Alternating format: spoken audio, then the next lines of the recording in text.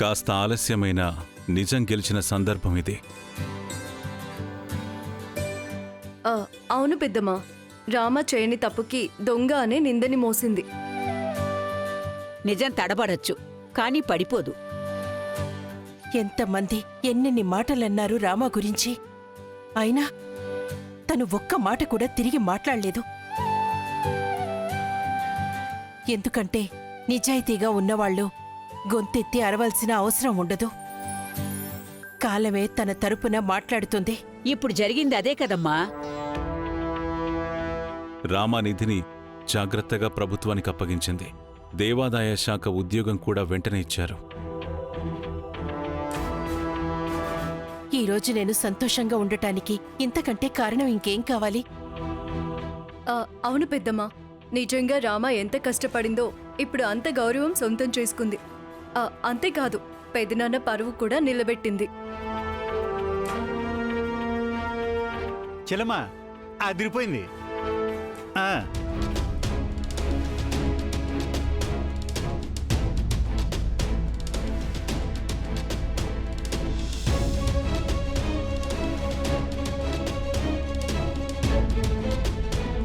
ఏంటది జాడీలు తీసుకొచ్చావు? ఆవకాయ అక్క. ఆవకాయ ఈ టైంలో ఎందుకు? నేను పచ్చళ్ళ వ్యాపారం చెయ్యాలనుకుంటున్నాను. అది ఈ ఆవకాయతోనే మొదలు పెడతాను. ఇంట్లోపల ఖాళీగా కూర్చొని ఏం చేస్తావు? పచ్చళ్ళ వ్యాపారమా? పార్వతి, వ్యాపారం అంటే ఆటలు కాదు, అదొక బాధ్యత. అవునమ్మా, బిజినెస్ మాటల్లోనే సులభంగా ఉంటది, చేతల్లో చాలా కష్టంగా ఉంటది. ఓసారి ఆలోచించుకుని తెగండి. అంటే మీరు చెప్పేదేంటి? మేం బిజినెస్ చేయకూడదా? ఆ ఆద్య డాన్స్ స్కూల్ పెట్టుకోవచ్చు, కాంట్రాక్ట్లు తీసుకోవచ్చు. మేం బిజినెస్ చేసుకోకూడదా?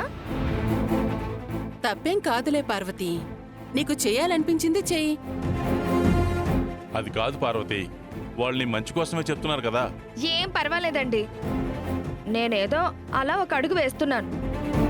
నష్టం వచ్చినా నేనే భరిస్తాను. మమ్మల్ని వెనక్కి లాగాలని చూడకండి. సరే, నీ కర్మ.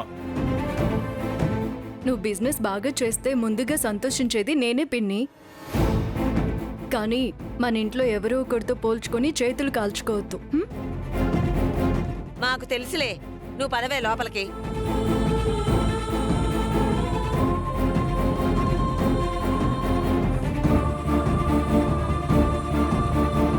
మావయ్య, ఆద్య డాన్స్ స్కూల్ కోసం ఓ మంచి ప్లేస్ దొరికింది.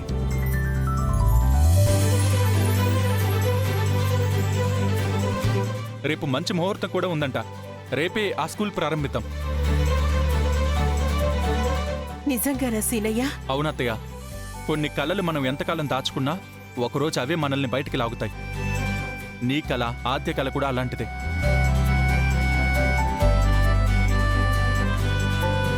సరే, ముహూర్తం మంచిదైతే అలాగే చేద్దాం.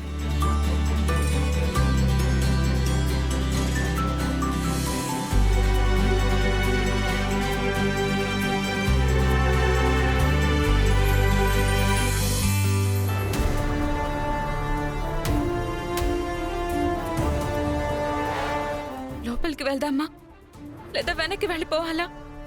లోపలికి వెళ్తే వాళ్ళు ఏం చేస్తారు? అమ్మో!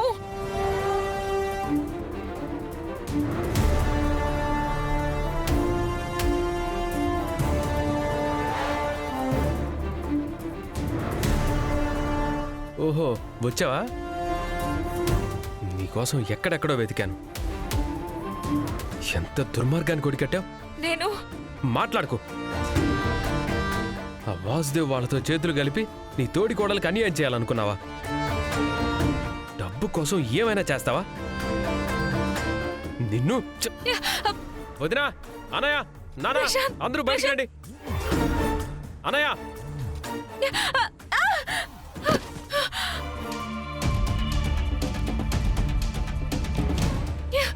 అస్మిత, రేయ్, ఏంట్రా నీ పెళ్ళాన్ని పట్టుకుని అలా తోసావు?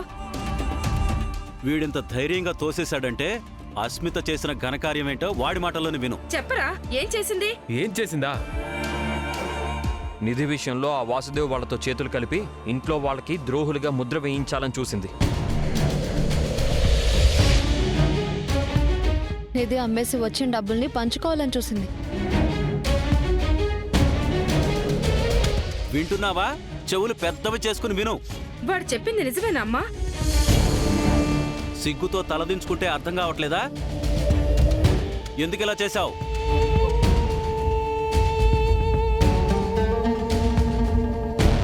ఇలా పద్ధతిగా అడిగితే అలా చెప్తుంది నాన్న. పోలీసులకు అప్పగిస్తే వాళ్ళ పద్ధతిలో అడుగుతారు, అప్పుడు చెప్తుంది. రామా, పోలీస్ స్టేషన్కి ఫోన్ చేయి. రామా, నన్ను క్షమించు రామా. నేను తప్పు చేశాను. తప్పు చేస్తే శిక్ష అనుభవించాలి కదా, అందుకే పోలీసులు కాల్ చేస్తున్నాను. రామా, ప్లీజ్ ప్లీజ్ పోలీసులకు ఫోన్ చేయొద్దు. డబ్బులు కాసపడి వాళ్ళతో చేతులు కలిపాను. మిమ్మల్ని చాలా కష్టాలు పాలు చేశాను. అందుకే నువ్వు జైలు పాలు కావాలి. వద్దు ప్రశాంత్, నాకు భయంగా ఉంది. నటించకమ్మా. ఇన్నాళ్ళు మీ అత్తనే అనుకున్నాను. ఛీ, నువ్వు అంతకు మించి తయారయ్యావు. మీరు ఎంత చెప్పినా వినే రకాలు కాదు. ఇలాంటి వాళ్ళని క్షమిస్తే మళ్ళీ మళ్ళీ అదే చేస్తారు. రామా, నువ్వు పోలీసులకు ఫోన్ చేయి. వద్దు సార్.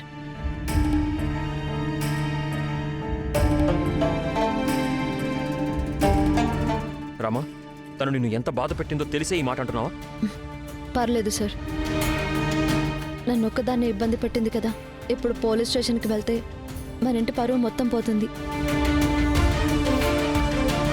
రామా, ఇంత పెద్ద తప్పు చేసిన తర్వాత ఇలా వదిలేయడం సరైందేనంటావా? తన తప్పు తనే తెలుసుకుంటుంది. ఇక నుంచైనా మంచిగా బ్రతికితే దేవుడు క్షమిస్తాడు. మళ్ళీ ఇదే తప్పు చేస్తే ఏం జరుగుతుందో తనకే తెలుసు. చూసావా అస్మిత, నువ్వెంత అన్యాయం చేసినా ఇంకా నిన్ను కాపాడుతోంది. అది రామ గొప్పతనం. చూడష్మిత, ఈరోజు నిన్ను వదిలేసి ఉండొచ్చు. దీన్ని నువ్వు అలసగా తీసుకోకు. నీకు దొరికిన అవకాశంగా తీసుకో. ఇంకా నీ మీద నాకు కో సిస్టర్ అనే ఫీలింగ్ ఉంది కాబట్టి ఆ ఫీలింగ్తోనే నిన్ను వదిలేస్తున్నాను.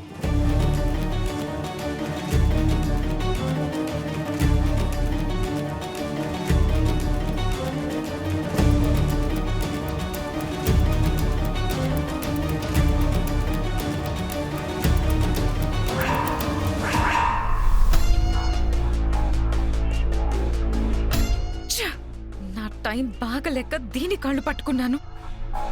కానీ ఇది ఇప్పుడు నాకు చేసిన ఈ అవమానం నేను ఎప్పటికీ మర్చిపోలేను.